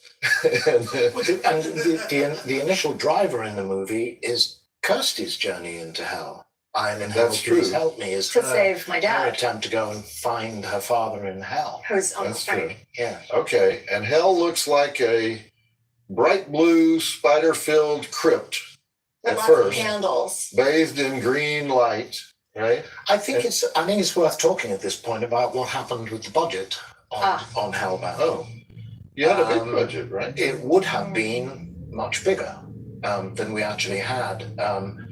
There was a financial crisis, Black Monday, I think, and it hit just as the money was being transferred from LA to London. The exchange rates was enough to wipe the best part of 1/3 off the budget, just in terms of what Wow, you happened. mean the dollar against the Yeah. dollar pound? against the pound, Oh my God. to the extent that there was, I gather, some talk about postponing the movie. But they Oh decided wow, to they go said ahead. dollar and it should have been Corners had to be cut. So you get that one, and I love that we were still making this at a time when this is old school enough to actually have a glass shot in the movie. When they're walking into the labyrinth with the black diamond revolving in the background. Yes. That is a matte glass painting. Proper old school movie making. You would have seen much more of that idea. You would have seen practical Layers. You would set have building. got down to Into that it. black diamond, but so much got I see. compromised because of the budgetary issues. Right. Well, you, Kirsty, wake up in an earthquake of some sort, and you realize that you're not where you thought you were. Right. And so you run back into wherever the puzzle cube is, which I'm not sure where that is, but it's already been closed up. You want to get to the puzzle cube, but it's already been closed up. And so instead you realize that you're in hell. You don't know that you're in hell with Julia and Chenard. And meanwhile, Tiffany, who caused all this, You think she Because- caused it? well, her manipulation of the Okay. event configuration caused it. She goes to some kind of carnival mirrors, Right. and she hears her mother, my daughter, Mm-hmm. and she watches a clown juggling his eyeballs, and she calls out mommy because she sees an infant getting his mouth Little sewn mouth sewn. shut, which may be her. I think it's a dream. You dream about her. It's an everyday story of Okay. folk. Yeah. Happens. And then there's more laughing clowns, and then she goes into some kind of MC Escher room. I thought you were going to say MC Hammer, but yes. Yeah, with winding stairs and pillars, and Sure. but meanwhile you are running down. I ran so much, and You did. yeah, and Kyle found heels for me, like a snappy outfit just somewhere in the asylum. Yes. That's right. Suddenly Kind of you're in always running down the same corridor. Suddenly you're in. Well, there was a lot of hair acting because it was very short, so you have to run and turn and run and turn and hope that your hair makes. Because as you say, you're running down many corridors. You're confused. But really, and this is the kind of transition that I don't always get. Really, you're still in a room of your own house, Right. with pictures of yourself on the mantle, And mom and then Julia, and things were terribly, terribly wrong. and blood falls across all of the pictures, and your mommy's picture starts bleeding, and then that becomes the face of Julia. Your Right. mother becomes the face of Julia, Right. and so you Floyd would scream. have a field day. And the room spins, and blood pours out of the cracks in the walls, and the wind howls, and the cockroaches, and you get surrounded by Those cinema. weren't my feet, by the way. I refused. What? Those weren't my feet. I refused. They wouldn't you wouldn't allow cockroaches. You draw the line at cockroaches. Yeah, and fine with maggots in the It's very first movie. cockroachist. I know it Yeah. is. I know it is. The maggots. Shame We on had a maggot wrangler in the first one, and that wasn't written in the script. Clive came with the maggot wrangler and the box of maggots. Maggot wrangler. Which I know they need wrangling, and they Maggot make trainer. a sound like Sit. because they're covered in sawdust, so they Yeah. don't stick together. And Clive said, "Watch, they won't hurt you." And he puts his hands in, and so then I would do anything he said. So I put my hands in. He goes, "They won't hurt you because you're alive and your flesh is living." So I did the maggots, which stuck to me in the first one because I was supposed Was to be that all true? sweaty. They didn't hurt They you. didn't hurt me. They didn't do anything to you. No. Okay. Now, then the Cenobites appear, and you, Pinhead, start mocking her. Kirsty, I don't remember. No. Kirsty, we Mocking? thought we'd lost you. I don't watch Oh, these that's not films. mocking. Well, What did I say? Kirsty, we thought we'd lost you. Oh. Okay. Well, okay, maybe it's not mocking. It's sort of like Hey, how you been? reminding you. Yeah. Okay. Yes. And you're Well, trying it's to. unfinished business because I made a deal with her in Right. Hellraiser We that she both- reneged on. We both, well, not really, and we both stick to our word. But you think you've already satisfied. As far as she's concerned. As far as no, I'm concerned. No, the deal was what, 5? Oh, that's later. We made that up in Helsinki. Yeah. did we? That's Okay, later. you're confused too. Okay, so you're trying. You keep trying to work the puzzle I'm just box. an actor. I don't know. I just say what's there. Puzzle box. But then the puzzle box gets transformed into a different kind of puzzle box, pointy like a one? spire, you Yeah. know, and so you can't work it anymore because now it's different. But it's not clear what Why? he wants you to say or do. He encourages you to explore hell. You say, I want you try to run away, and he says, go ahead, explore hell. Good You luck have with that. we have all eternity to spend, you know, and your father is already in his hell, as we talked about. Hell. Right. And that's basically what's going on here, right? Am I accurate? And Sort of. I think Yeah. the unfinished business he's talking about is like you're creating your own momentum, and there's some accountability. It's actually quite fair. The Cenobites are, like he said, really neutral. They're just you there. feel like Kirsty owes him something at that point? No, I of why you're in a situation. I also think that they kind of like playing with people's psyches, obviously. Right. They like screwing with It's people. like a cat Yeah, with a okay. mouse. That's what I mean. And I think the idea is also that, you know, you can go ahead and explore. You can explore all you want, but what you are exploring always is yourself. Yourself. Right. There's a line. It's Milton, Paradise Lost. I may be paraphrasing wildly, but from memory, and I think it's actually the preface to the whole thing. The mind is a place entire unto itself, and can make a heaven of a hell, and hell of heaven. Wow, we know Clive read And that. I know that Clive's a big fan of Paradise Lost. I know that. and also of Christopher Marlowe's Dr. Faustus. Very much. And Hellraiser is a very Faustian story, a Faustian bargain. Pinhead is a Mephistophelian character. I'll give you everything you want. I'll give you, of course, you can have everything you want. It's a little payback at the end of Yeah, and Right. this is what you wanted. Right. And then Julia and Chenard are taking a little tour of hell, and they walk down the Sinners Hall of Fame corridor or something, Yeah. and they watch some kind of three-way that turns into a what the fuck way, and then doesn't Julia say, "I have such sights to show you"? They put that in Julia's mouth, which is your line, Doug. with Tiffany I was and With talking to Chenard. Ernie when With Chenard. Oh, With okay. Chenard. Meanwhile, you do some more running down stone hallways running in the in movie, heels. Yeah. and you find Tiffany, Jesus Yes. Christ, you're paying attention. and you No, tell I- Tiffany that she has to help, Yes. and then Julia shows Chenard the god of hell, and that's the big scene that we're talking about. I think it's the god of hell because there's a floating spire in the distance, and she says Leviathan, Lord of the Labyrinth. Oh yeah, that was quite a Yeah, and then that's the one that was supposed to be practical, but they did the matte shot or the glass shot, and then There was, I think, I proposed that there would be a scene where you would get so far into the heart of Leviathan that this would be like, I think in Clive's imagining of it, like a mechanical thing, a machine Mhm. spitting out Cenobites.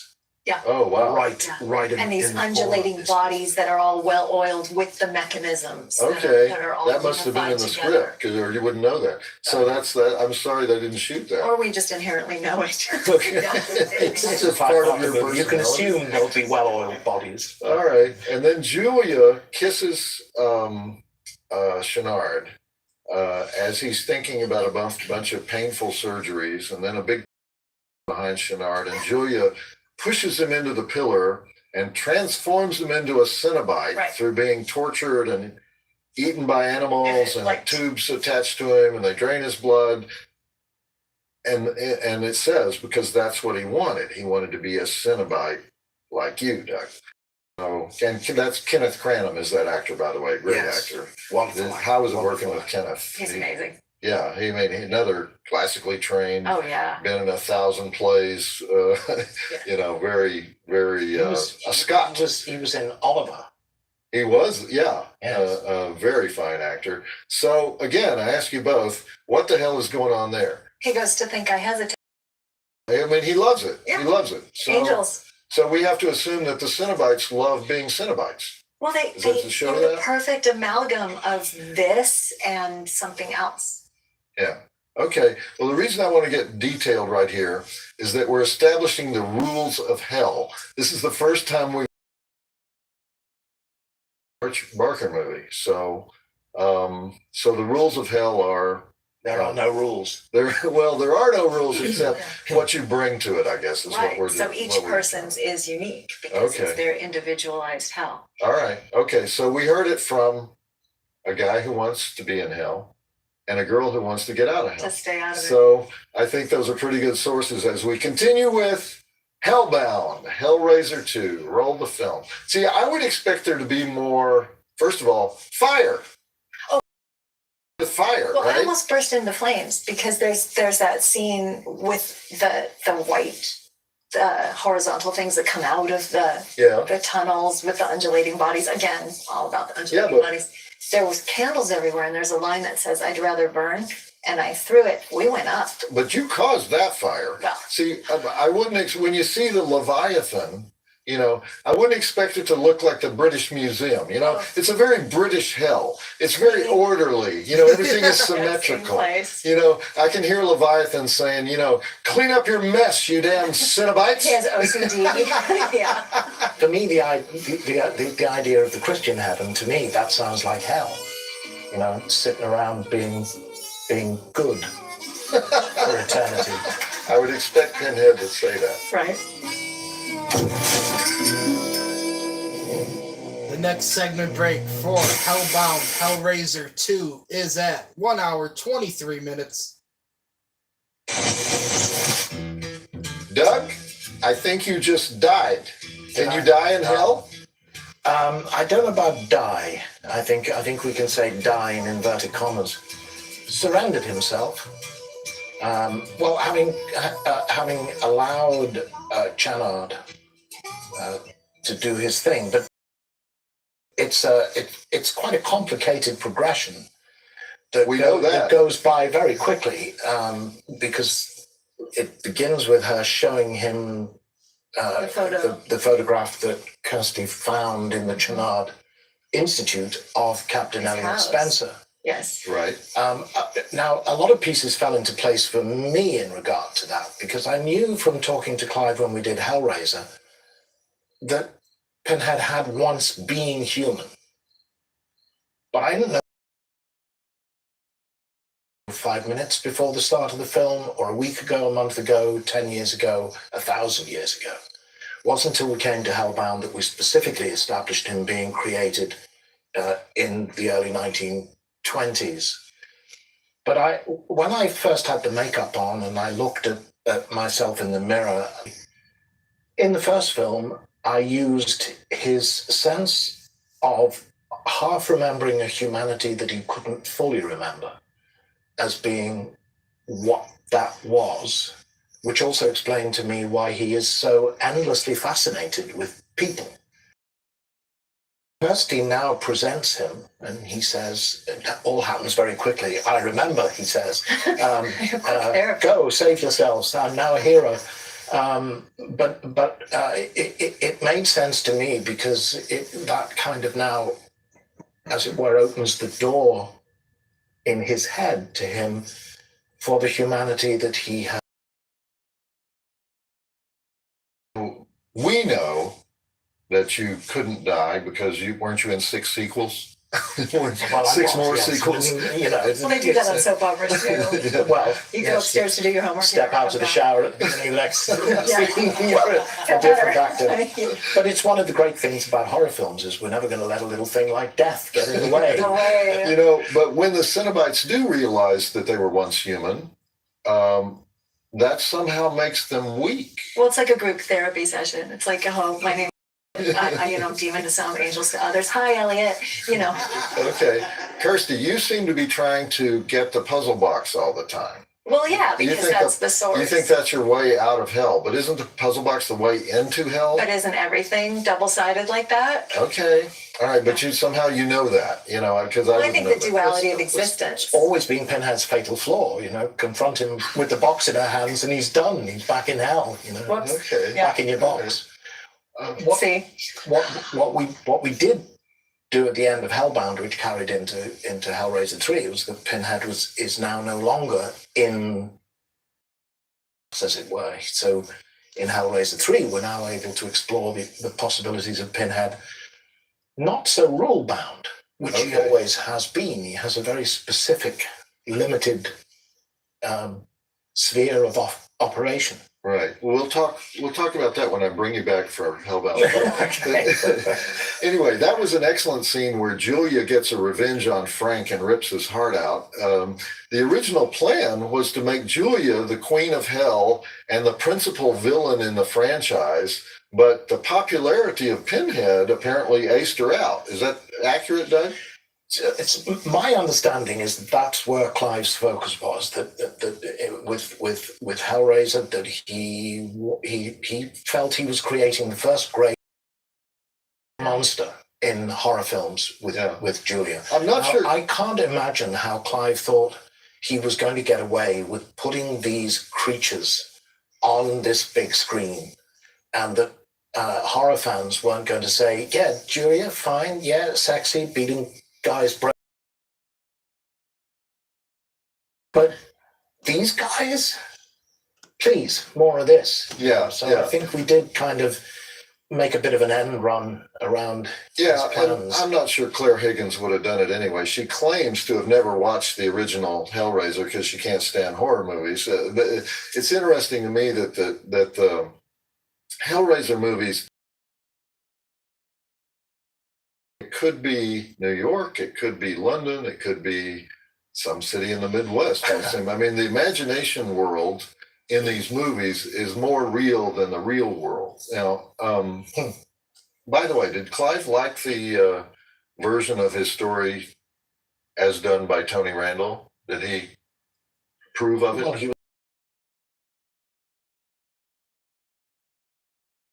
I mean, he was doing other things, and I think he gave. He didn't interfere, but he was okay. He was there. Okay. And it was Clive's storyline as well, so he wasn't. As a technical thing, I mean, you guys are working with blue screen and sets, and your opponents are really not in front of you. Master You know, was it difficult to make hell real in your head? The fans ask a lot. Do you ever get scared? And the answer is no. It's not about being scared of what you're doing. I mean, apart from anything else, and again, because we were filming actually not so much with blue screen and green screen, because we were working at a time of physical handmade effects. But quite often, you know, you're shooting a little bit of a scene here and a little bit of a scene there and a little bit of a scene a few days later, which all gets edited into 2 seconds of screen time. It's not about being scared, but it is about intensity of atmosphere.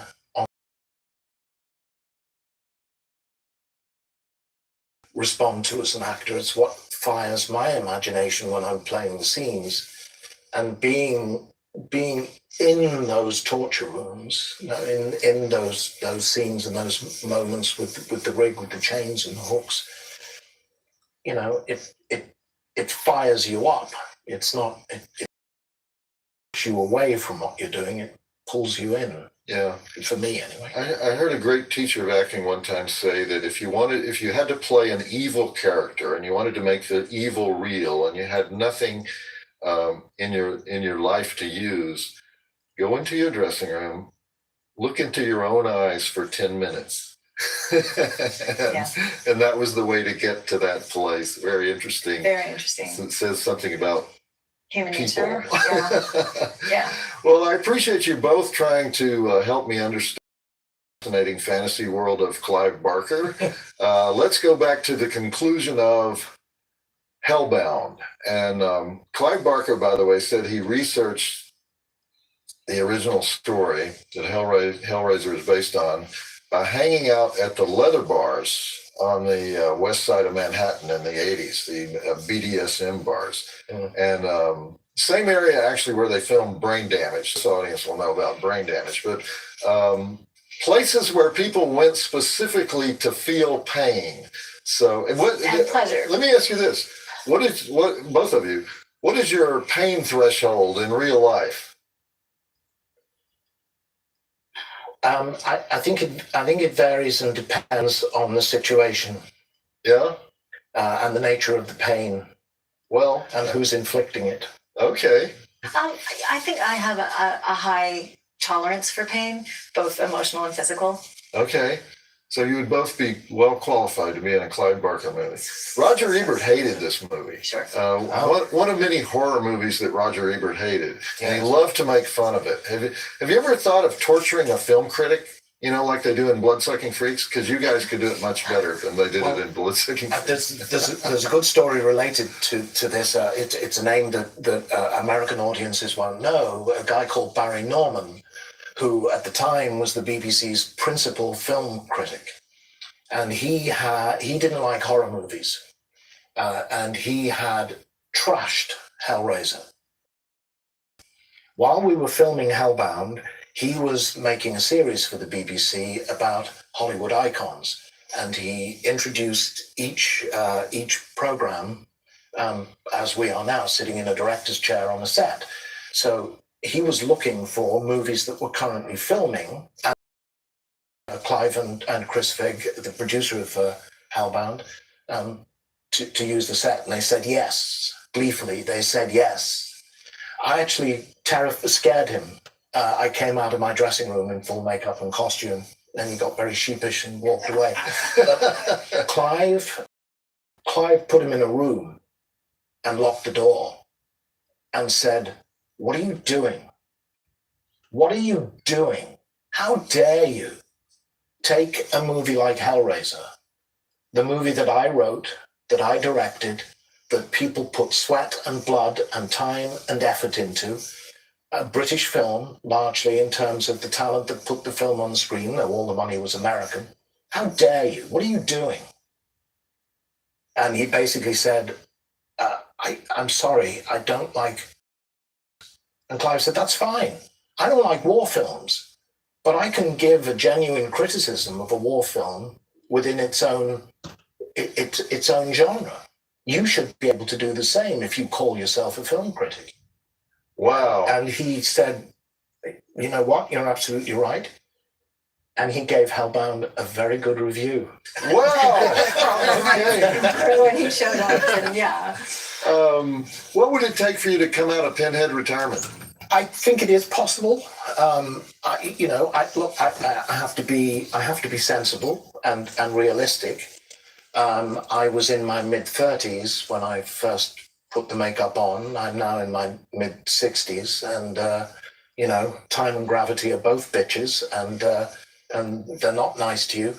What would it take? The right script, the right offer, the right circumstances, everything. If I was to do it one more time, my wish would be to do the Scarlet Gospels, Clive's last novel. I don't mean his final novel. Has it been talked about? Most recent novel, in which he killed Pinhead finally, and took this whole thing onto this extraordinary cosmological, theological level. I mean, we talked about keeping religion out of Hellraiser. Clive in the Scarlet Gospels pushed it right back in, and I thought the Scarlet Gospels was wonderful. And if I was to find a conclusion to my life in latex, it would be that. Your life in latex. That must be. I think you got to do that. You got to do that. And to answer your question, I don't know whether anybody's planning it, but I hope so. I hope so too. Thank you very much, both of you. Thank you. Thank you.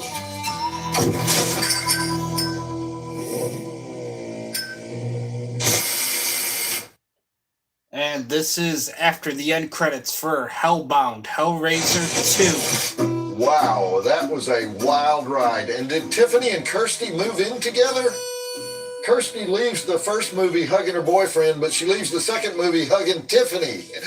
And who's alive and who's dead? And is Snakehead Cenobite the boss now? Or was Shenard the Snakehead Cenobite? So many questions, so few answers. I never know the rules in these things, and they get even more confusing as time goes on. How many sequels did they make? Counting the video games? I think 174. So how many of them did Clive Barker himself do? 0? I think they might have a rate card. Have an idea for a Hellraiser sequel? Here are the rates. It's extra if you want to direct it yourself. All right, Darcy, come on over here and help me get my hand free. Oh, yeah.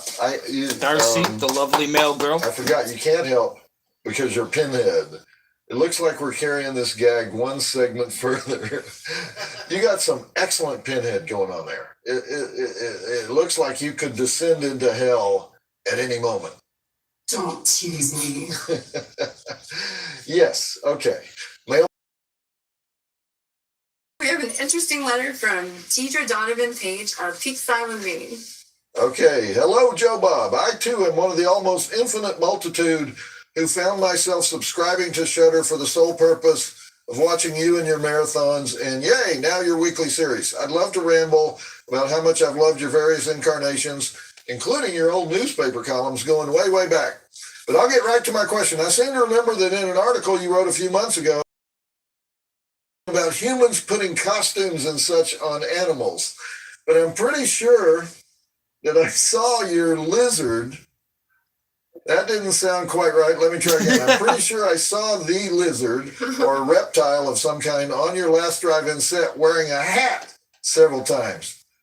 What is this? An animal wearing a costume? Joe Bob, please explain this to me. Every once in a while, I ponder this apparently impossible possibility that you put a hat on a lizard. Ernie is the bearded dragon here on the last drive-in with Joe Bob. I once upon a time also had bearded dragons. I hope in the future to have them again, and that way we can light up their tanks and you guys can, see the dragons when we're hanging out here for our watch-alongs. But Ernie is the bearded dragon, the exclusive bearded dragon to the last drive-in with Joe Bob. Or let someone else put a hat on a lizard. And then blue smoke starts pouring out of my ears. I don't know if that's a bad thing, but I can't imagine it's good. I suspect I might need that blue smoke to stay inside my head. So please set my mind at ease and either correct my visual delusion of a lizard in a hat or explain why we can't put clothes on animals, but you can. Your deeply devoted and truly grateful fan with great hopes you can clear up the case of the behatted lizard for me. Sincerely yours, Deirdre Donovan Page, Peaks Island, Maine. Well, thank you for asking about this, Deirdre.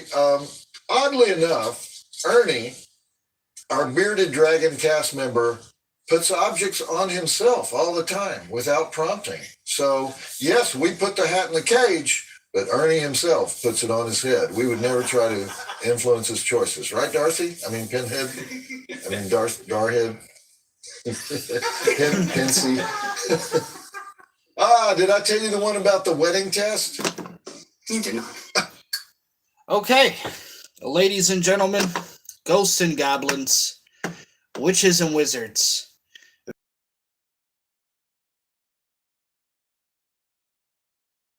For the last drive-in, season 7, with Joe Bob Briggs and Darcy, of course. Joe Bob talked about the movies tonight, his very own starring Hogzilla, and then Hellbound Hellraiser 2. So the next time we stream The Last Drive-In Season 7 with Joe Bob will be on Monday, and we are going to have our Big Bang season grand finale. We will be watching episodes 17, 18, and 19 on Monday night. Thank you for joining me tonight. Thank you, Joe Bob. Thank you, Darcy the Mail Girl. And also thank you, Shudder, for allowing us to watch all of these episodes together. We are quickly approaching Halloween season. Spooky season is around the corner. Current date is September 27, 2024. It is almost 9:40 p.m. here at night. I'm going to take a little intermission, charge up my phone so we have some battery percentage for the next stream that we're going to be doing. But we will be live again here tonight very soon. We are going to be watching Mr. McMahon, the documentary series on Netflix. Tonight we are watching episode 3. So thank you once again for hanging out with me tonight. I appreciate your viewership. I appreciate your support so very much.